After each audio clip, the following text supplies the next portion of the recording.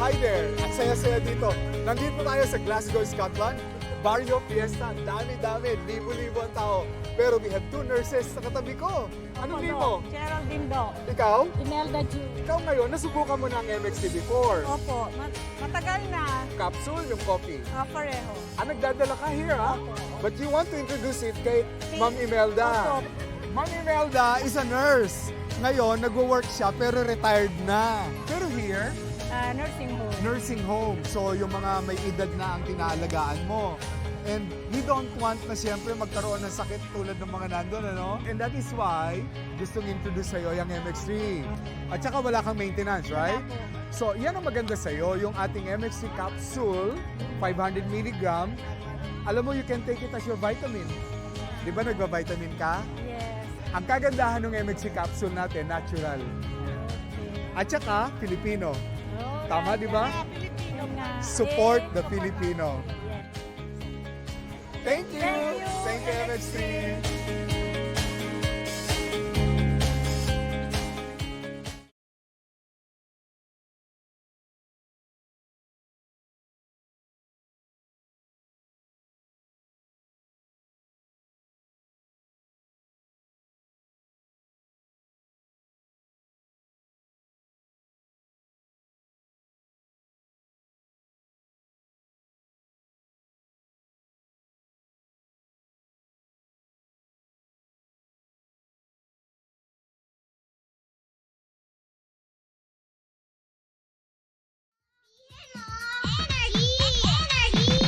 Lihim ng liham.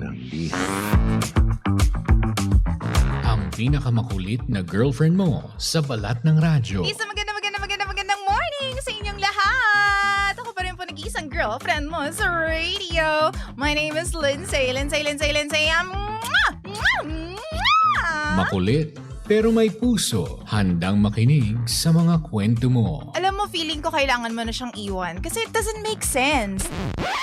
Ang kwento sa lihim ng liham. Mahal kong Lindsay. Ako nga po pala si Charlene ng Muntinlupa City.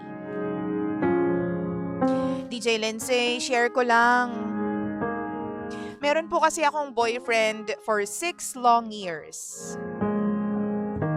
Mahal na mahal ko po siya at ayoko siyang papuntahin kahit saan. Ayoko siyang paalisin. Pero ang sabi niya sa akin, kailangan eh. Kailangan niyang mag-ipon para sa aming dalawa. Para sa future. Para sa magiging pamilya namin. Kaya naman kahit masakit sa kalooban ko, DJ Lindsay, nagkahiwalay kami nung nag-abroad na siya. Naging matigas po ang ulo ko. Nagkaroon po ako ng mga ka-close na lalaki nung wala siya. Pero after ilang taon, iniisip ko kung ganito na lang ba ako? Makikipaglaro sa iba habang hinihintay yung totoong mahal ko. Habang hinihintay yung lalaking nangako sa akin. Ganito na lang? Kaya dahil nga po sa matigas ang ulo ko, nung meron akong nakilalang ibang lalaki, sumama ako sa kanya at nagpakasal ako ng hindi pinag-iisipan. Naging mahigpit ang mga magulang ko sa akin. Napakarami pong bawal gawin. Kasi baka kung ano daw yung isipin ng boyfriend ko na nasa ibang bansa.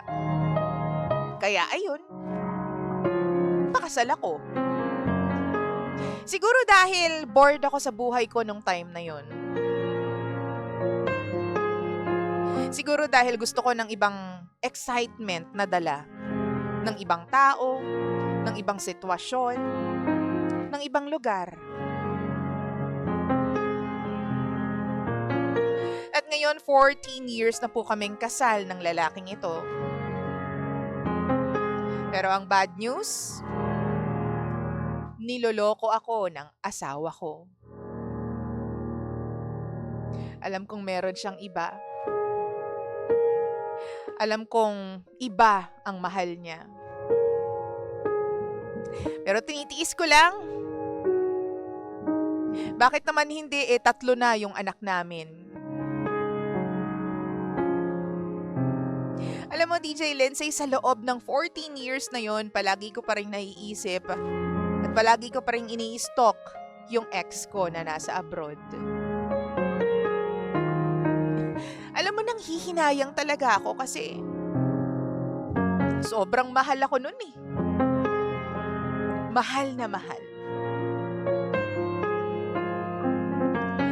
Never ko siyang ginulo kahit kailan. Never ko siyang chinat. Lalo na nung nalaman ko na meron na siyang asawa at anak.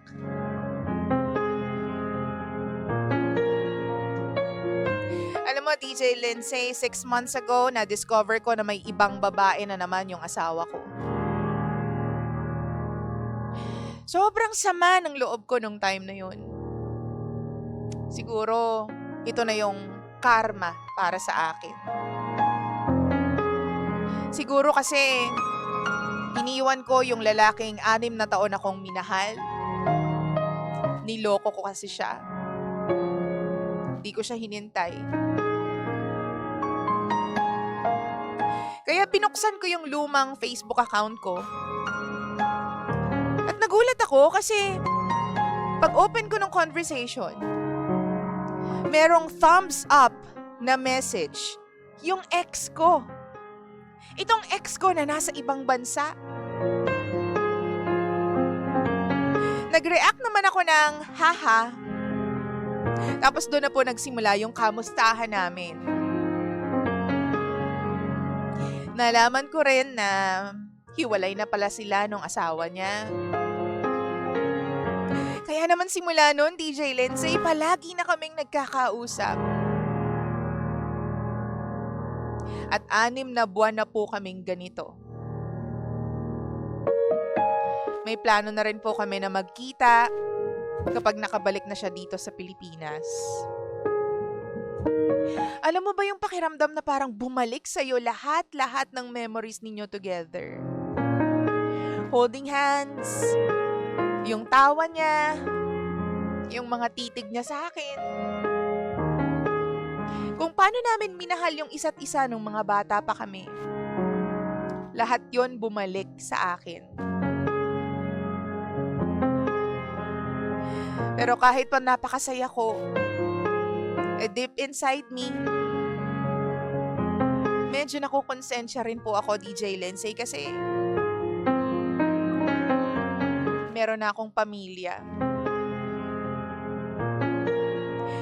Kaso lang, mahal na mahal ko talaga tong ex ko eh. At ayoko na siyang mawala ulit. Pero on the flip side, hindi ko naman pwedeng iwan na lang basta yung asawa ko. Kasi nakakaawa naman yung mga anak namin. Ito yung dahilan kung bakit napasulat ako dito sa Lihim ng Liham. Pangga, gulong-gulo na po ako. Ang sabi ng ex ko sa akin, matagal niya akong inantay. Ngayon ang gusto niya, makipaghiwalay na ako sa mister ko. At ang request niya sa akin, baka naman daw pwedeng this time, huwag ko na raw siyang iwan ulit. Aaminin ko po, DJ Lindsay, natutokso po ako na ituloy.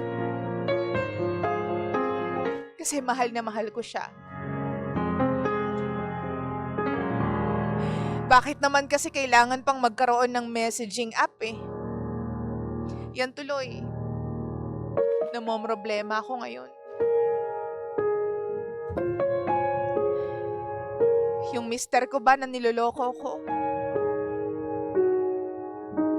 O yung ex ko na matagal ko nang minahal?